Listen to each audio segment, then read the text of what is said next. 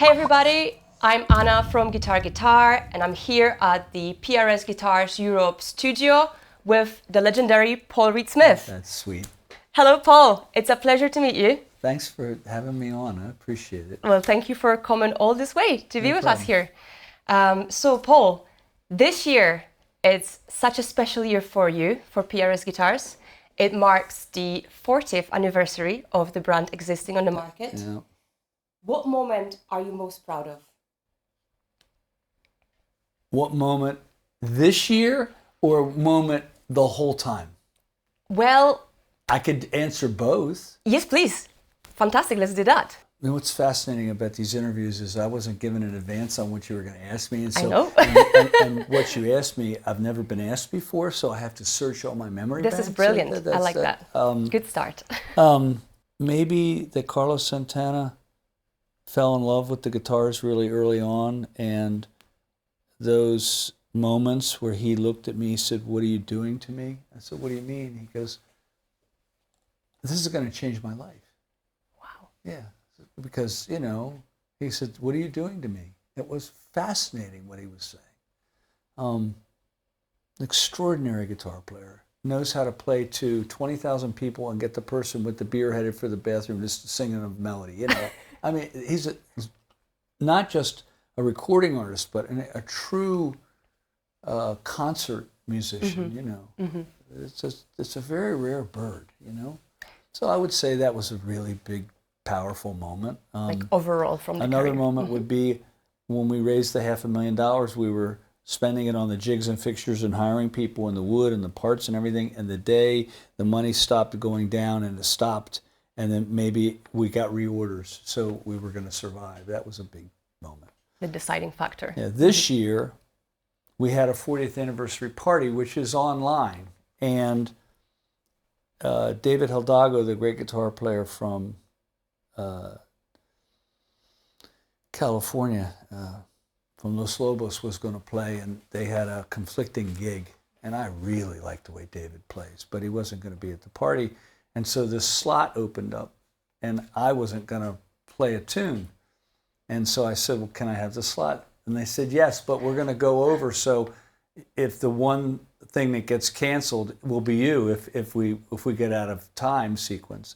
I said, "Fine, I'll live with that, but I don't think we're going to go over." And here comes the moment. And 2 days earlier at dinner, we have a discussion between the sound man who did sound and the drummer and myself. And we said, I want to go after a Jeff Beck tune because we love Jeff Beck. And they said, well, I said, let's do the pump, you know? And, you know.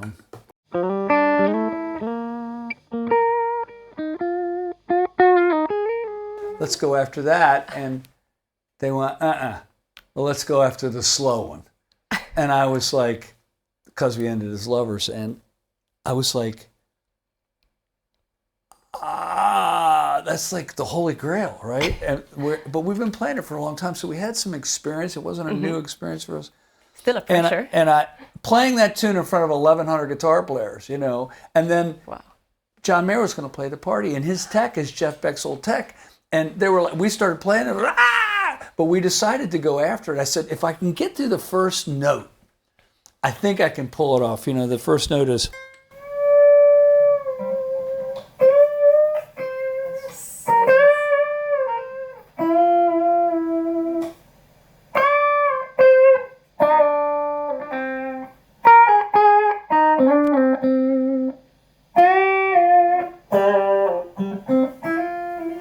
And we were going after that. You could have heard a pin drop in the room. And I would say that moment was powerful this year because it was not a guitar maker that played guitar once in a while. After that, I was a guitar player that made guitars. It shifted the entire view. And I made 3 mistakes in the tune because it was nerve-wracking to play that tune in front of 1,100 guitar players. But the second I made the mistake, I just stopped as if it was intentional, and the drummer got me through it, and we ended up pulling it off big time. Fantastic. To the point where when John Mayer walked into the arena to play, they told him that he had missed this tune, and John said, well, I want to hear this tone, and he invited me to play with him. So I would say that the moments that started the company, the moments where the biggest endorser in the world at that time joined the company, and then, then actually getting to play guitar for the industry in a way that was meaningful. Because, I'm sorry, Jeff wasn't there anymore. Jeff Beck was, there's something beautiful about that melody, just me playing it, you can hear, that's exceptional musicianship coming through every song that he wrote. He was an exceptional musician. Yes. They think of him as a guitar player. No. Oh my God, what a musician. What a song deliverer. He was great at it. Yeah. Paul, you mentioned the PRS Celebration show earlier this NAMM, right? Yeah. There was another moment that was quite special that struck me as really symbolic. Orianthi gifting her Lotus guitar to Danny Villarreal on stage. Danny sang great. That was amazing. So to me, it was almost like some sort of passing on the torch. Did you get that vibe as well? Not of passing on the torch, but honoring how well she sang. Yeah. I'm sorry, she went after Ozzy and sang it in tune and well. I mean, it was amazing. I said something to the sound man. I said, that sounds like Ozzy. You put a little bit more low mids in her voice, it's going to sound just like Ozzy. It won't sound like a female vocal, right? She was in tune, she was in time, and drilling it. I thought that Ori did the right thing. Ori can get another one of her models from us. Danny's not going to get one, right? So that was the opportunity for Ori to share, which I really liked. I thought that was a very cool moment. I thought that those musicians at that party came to play. And they didn't just come to play for the audience. They came to play for each other. I'm sorry, when musicians are on the side of the stage, you want to look good in front of your peers, right? Absolutely. Yeah. So speaking of players, as a female musician myself, I've noticed that there's a big shift happening as well. There's many more girls picking up the Custom 20. Girls, yes. Yeah. But also young players picking up Custom 24. And the artist relations team are doing tremendous work, spreading the awareness of the brand and supporting all these players through the early stages of their career with programs such as Pulse Artist. Yeah. Was this always the aim that you wanted to achieve, or did that happen organically? Both. So at one point, Guitar Player magazine put an article out of the 100 greatest guitar players, and they didn't include Joni Mitchell. And I went berserk. I was hot because she had changed tunings in the entire industry and written the song that was the theme song of Woodstock from a hotel room, not allowed to leave in New York. She never made it to the show, right? And they didn't include her. I was hot. So for me, debatably one of the best bass players on the planet is Rhonda Smith. She was in Jeff Beck's band for 3 or 4 tours. I mean, everybody gets fired at the end of a Beck tour, not her. Prince's bass player, right? So for me, it was a good thing to finally happen. I didn't care that Orianthi was female when we brought her to this country. I cared about how well she played. We get a lot of awards for having female managers at PRS. 2 or 3 of our managers have gotten awards from the She-Rocks Awards for being female managers. We didn't hire them for diversity. We hired them because they're the best person for the job. So for me, it's I've always had partners that they're female. It's fine with me. It's a good thing that it's finally happening. Yes. Donna Gratis played at our party in Stevensville, Maryland. And she came out and schooled all the boys. She came out and drilled it. It sounded like Jimmy Page was on the stage. She was murdering, playing it with more high end than you could possibly imagine, getting away with it, doing something with that guitar you wouldn't imagine. She ended up in Prince's band from that video. He watched that video. Wow. That's fine with me. Super. I love it. As you know, was it intentional? No. Is it appreciated? Yes. Is it about time? Yes. Did Joni Mitchell belong on that list? Yes. Yes. I don't think she even knows what a squawk I made about it. But I remember Tony McManus, the great Scottish Celtic guitar player, he's fantastic, sitting down and showing me the tuning that Joni had come up with for Woodstock. He's really good at that. Mind-boggling.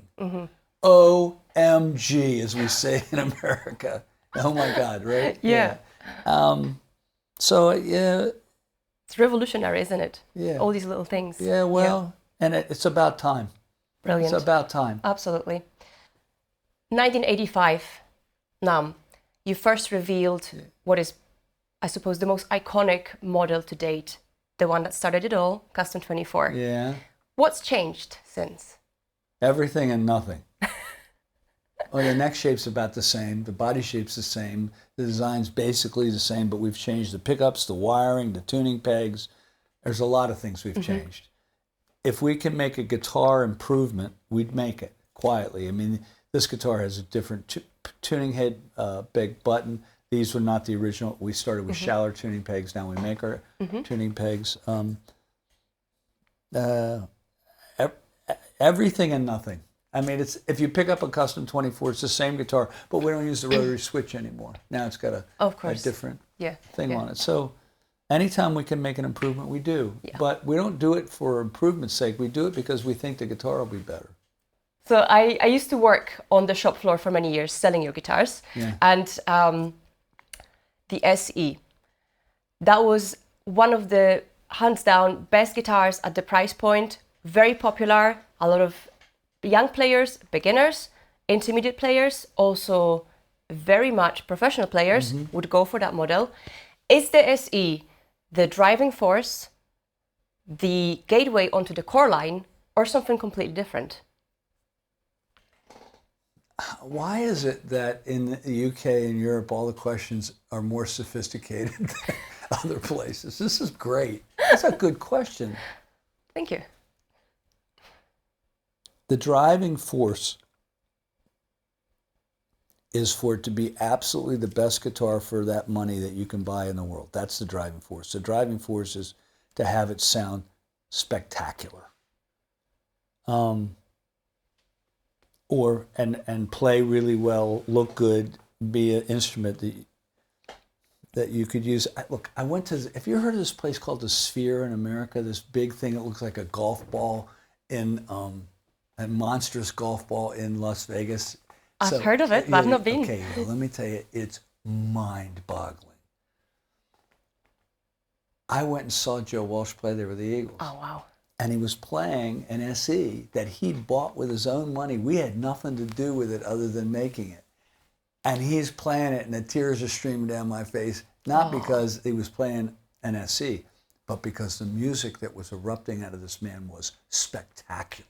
To go watch him play Shoes or play In the City or all these other tunes, they allow Joe Walsh to play Joe Walsh tunes in the Eagles, which is really cool.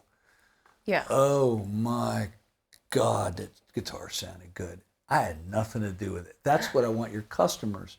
I want them to get an SE and have it do its job in the studio, have it do its job live, have it do its job everywhere. The whole driving force is best guitar in that price point that you could ever have. That would be the cool part. And if Joe Walsh wants to pick one up, it's just fine with me. That's just answered itself, doesn't it? Yeah, yeah. Perfect, perfect. So there are many players who would go straight from the SE to owning the dream that is the core USA PRS, right? Yeah. But what about the S2 range? Well, that's what I'm holding. Yeah, exactly. And I feel like they don't get the recognition they quite deserve. Why does that line exist? Because it's a fully American instrument now, isn't it? Well, it's half the money of the other ones. And I just plugged this guitar in, and it's debatable whether my guitar sounds better or this one sounds better. So let's just do this. Yes. I'm sorry, I don't want to admit that my guitar that I brought sounds debatably in the same range or maybe not as good.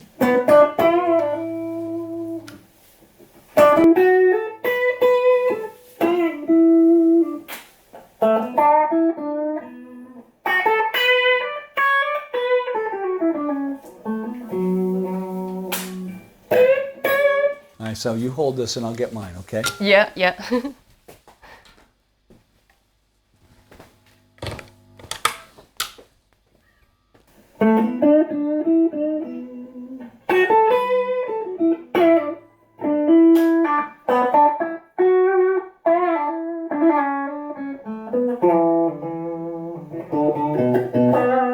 So this thing is a little sweeter up top. Can you hear that? Yes, yes. This is a little more open up top. This has a little more tack on the note. So let me have that.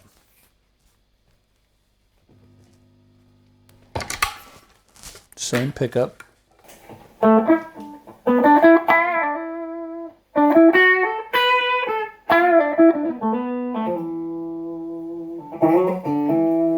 It's interesting, they're sustaining the same amount, and there's a little bit sweeter tone to this that with the bass pickup.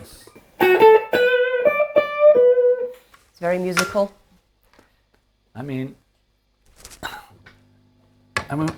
this guitar's what, a fourth the money of this thing, something like that. This is the charcoal phoenix you've got here. This has more high end. Yes. But also, there are no covers on these pickups. That's right. And, yes. You know, so when I picked up this S2, I went, oh my God, this guitar sounds different, but as good as my guitar. And I'm like, I'm not sure I like that, but you know, but that's the intention, right? Absolutely. So I can't imagine a player picking this up and plugging it in and not having a good experience with it. So, you know, I don't know about the reputation, but get over it. It's a good guitar. That's probably the best. I mean, we just compared that dead clean. I know, right here. Right here. Live in the studio, so absolutely tremendous. Well, I want my S2 back. I mean, you there you go. You looks good on you. I know, right? Red and black's the rock and roll colors, right? It is, yeah. I do like that, yeah. It feels good as well. It's got very good balance to it. Very nice, sleek feel. Neck is fantastic. Cool. So with the 40th anniversary in full swing, there's been many exciting drops happening every few weeks. We're releasing so much product. I know, it's amazing. So the current S2 range, which model are you most excited about? The one that sounds like this. That's not fair. I don't ever put preferences on one model versus another. It would be not a good thing for me to do. Well, you don't want that one. You want, and it's not going to work. What calls people's names is up to their experience, right? But I'm sorry, that charcoal phoenix that when I plug it in, I can deal with the extra bite of the note. I can deal with the extra high mid-range. I can deal with the extra volume of it. I'm driving a really gainy amp and I want it to do that. But this thing's sweet sounding. I mean, it's got American pickups in it.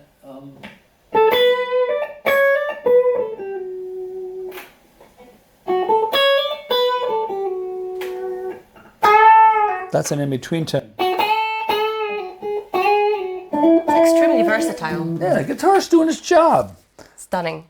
Look, it's not like I went through 25 guitars to find a good one for this video. They just handed me one. That's my job. My job really is to look after the whole field and not be judgmental about it. And I said, well, this one's the only, and it's not going to work.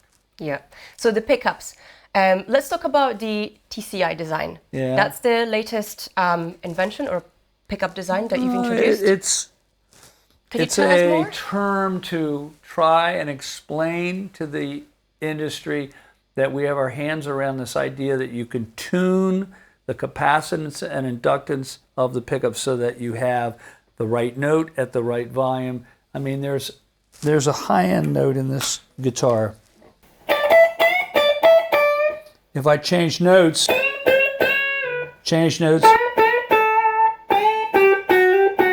note's in every note I play.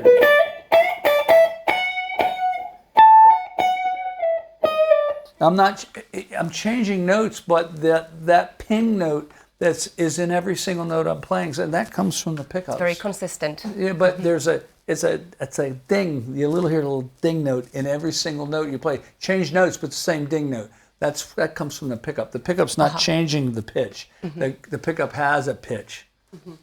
Yeah. That's fascinating.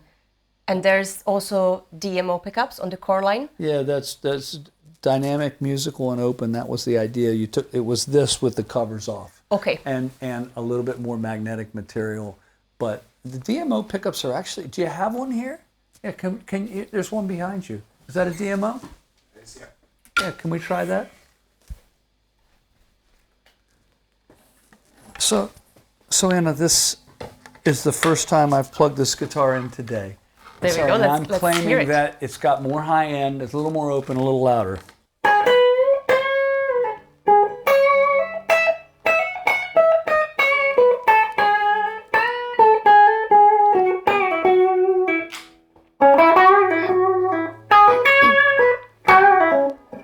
So it is a little louder. It has a little bit more high end up top.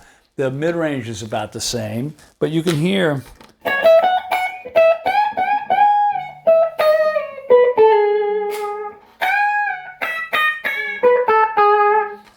We switch to this.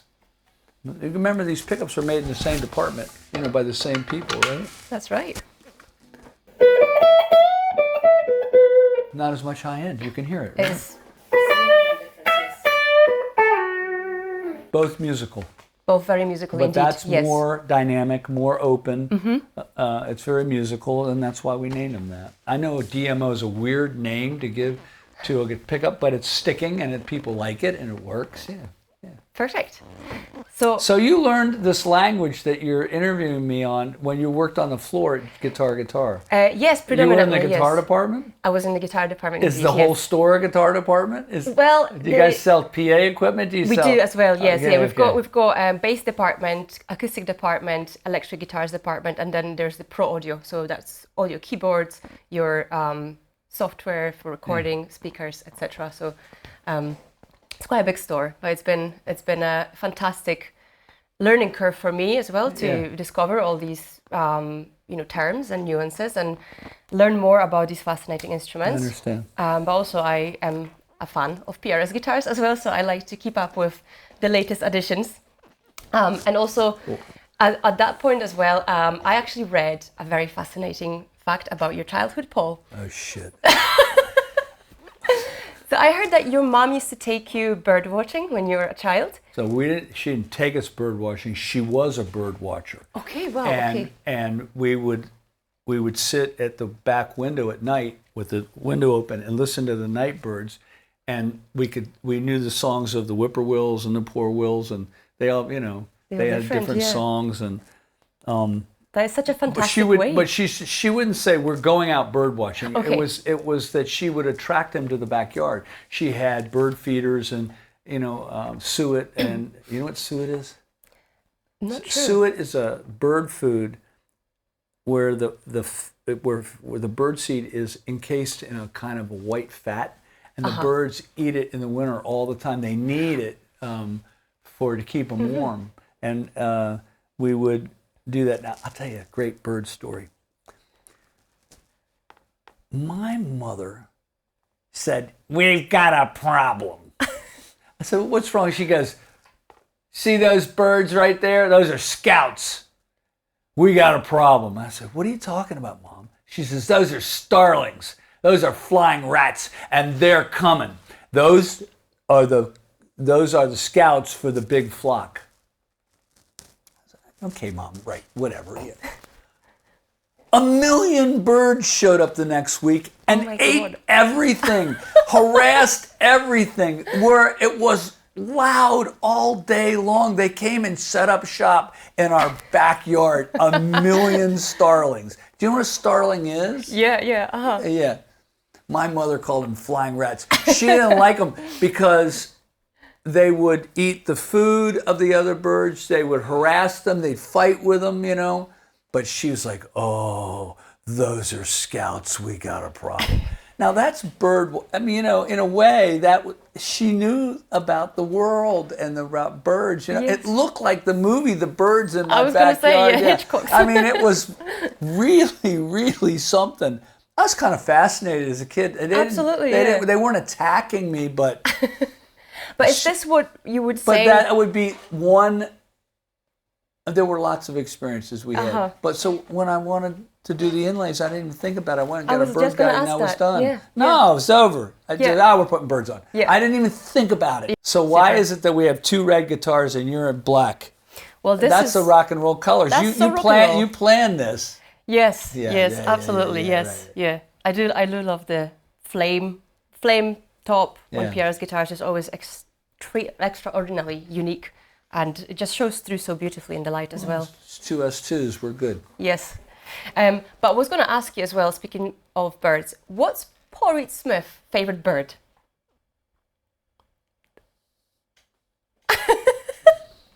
Do you have one favorite species? Maybe. Oh, God, you're asking interesting questions. We've been driving down the road here in the UK. I know Scotland's not the UK. I got that part. I got that part. And they're kites that have been going over the car constantly. And we saw a falcon go across the road today. It's like, I thought that was cool.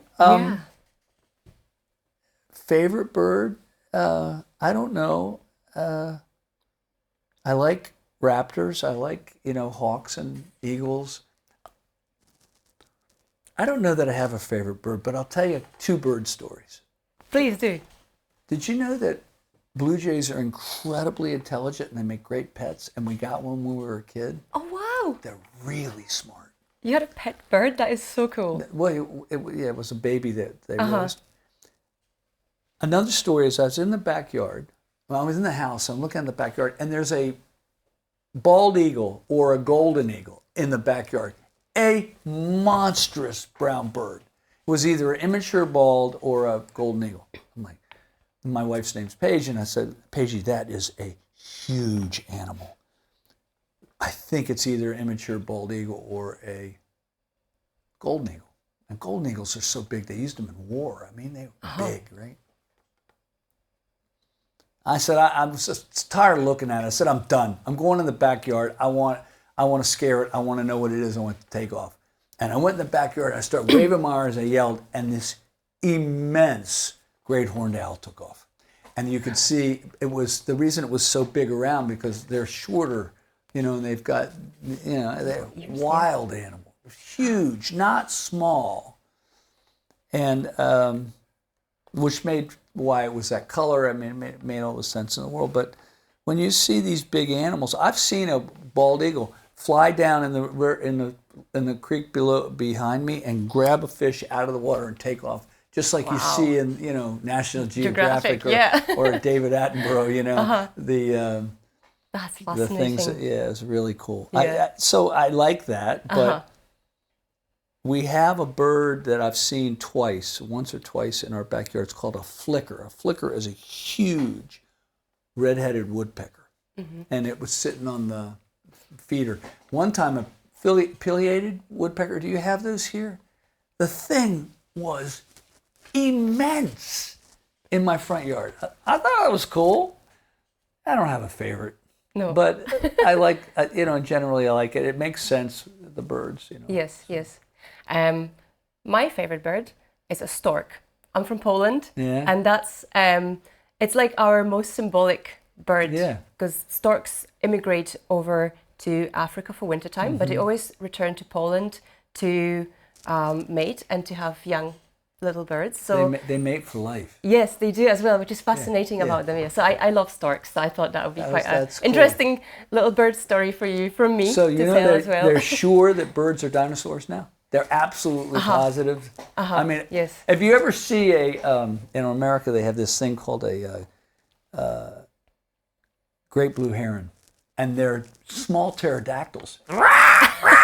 They make this nasty noise, and they're big, and we have these little mini pterodactyls in America. Do you have a great blue herons here? We do have herons, but I don't know if it will be the same I'm type. talking about wingspan. Like just way huge. wider than my wing. I have a 6-foot wingspan, bigger than me. So yeah, I can, it makes sense. It makes total sense. So Paul, you're currently touring with your band, Yeah. 8 Log, so I hope that you maybe will see some exciting birds on the road as well. On the road as well. I don't know about that, but Different I European can tell you, species.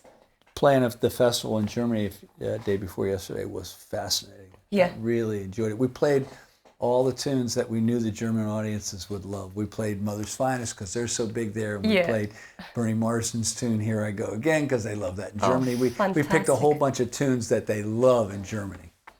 That's the way to do it, isn't it? How to win the audience. Yeah, so if we play in Scotland at Oranmore, which I want to play there again. Please do come back. Please do come back. You have to tell me the tunes that mean something to the people in Scotland. Yeah, definitely. Yeah, it will be definitely Loch Lomond. That's one for sure to remember. I'll tell you later.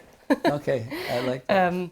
And then circling back to the 40th anniversary, obviously we've seen the massive impact that your guitars had on the industry so far. And Paul, what's next?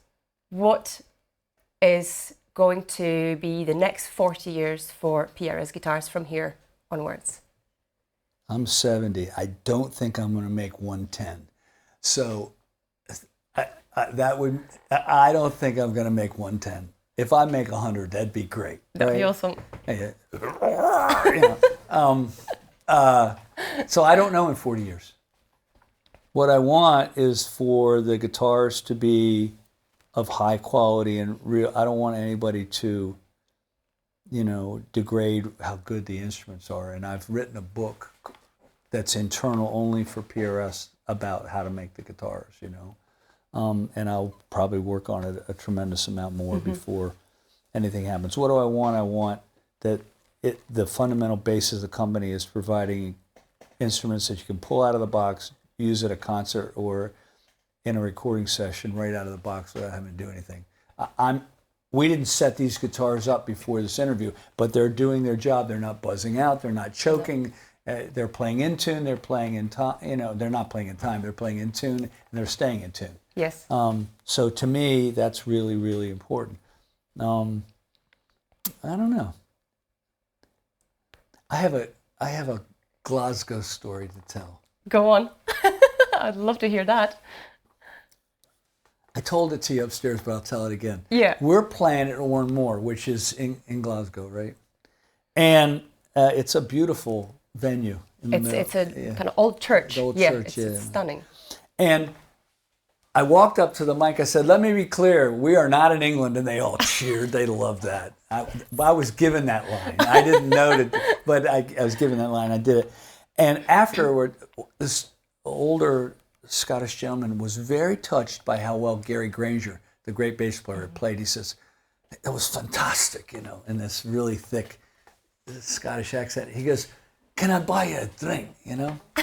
And Gary says, "Of course you can." He says, "What do you have?" And Gary says, "A Jameson." And the guy stops. He goes, "You come all the way to bloody Glasgow, Scotland, and you order an Irish whiskey?" And Gary goes, That's the correct answer. And Gary goes, "Uh-huh." The guy bought him a Jameson, which I thought was really, it was cool all the way around. His reaction to it was good, that Gary stuck with what he wanted. The guy was willing to still buy him the drink. All of it was cool. I mean, look, I have a real taste for Scottish whiskey. I like Octomore. Do you know what that is? Octomore. That's quite a rare whiskey. Yeah. Very peaty. Yeah. But somebody got me a bottle of Octomore, which is Bruichladdich. Is that how you pronounce it? From the Bruichladdich. Yeah. Again, I'm not originally from Scotland, so I might well, not have the exact you're doing accent, pretty good. But a bottle of Octomore, that's the Christmas present you give Paul. Wow. Oh my God. And they make about 4 different versions of it. The one in the black bottle is the one I love. Oh my God. We'll know for next time. So John Mayer gave me a bottle of 37-year-old Lagavulin once. Wow. It was delicious. It's like an experience, not a drink. It's too expensive to buy now. You can't even get it anymore. I mean, I'm not paying that kind of money for a bottle of alcohol, but I can't talk about how delicious it was, right? And then, so the Octomore's that kind of taste. I mean, what you guys got going on in Scotland. It's really cool. I want to go salmon fishing up there. Oh, I like nice. to fly fish. I mean, you've got a whole lot of experiences that are available to people on vacation in Scotland that I just want to be a part of. I want to bring my wife, you know. That'd be You really should cool. totally come, yeah. See some of the highlands. Yeah, I haven't been. Some islands as well, stunning. Yeah. Lots of beautiful landscapes to see. So my friend Tony McManus, who the BBC says debatably the best Celtic guitar player Scotland produced, is from Paisley. That's right. That's where guitar headquarters are. Is there? Well, there's Paisley on that amplifier back there. Oh, it's stunning. I love Paisley. Yeah, it's beautiful. I didn't know it was a town until I got told. Tony goes, I'm from there. I'm like, oh my God. That's great. Yeah. Thank you for having me. Thank you so much for joining me today, Paul. It's been an absolute honor to speak to you. And please come visit us at Guitar in person. Yeah, my word. We'd love to have you over. So, Pierce, I'm going to Scotland. That's what just got. Let's go. Confirmed. Let's go. All right, good. Yes. Thank you. Well Thank done. you for watching, and please subscribe to our channel. Cheers. Bye-bye.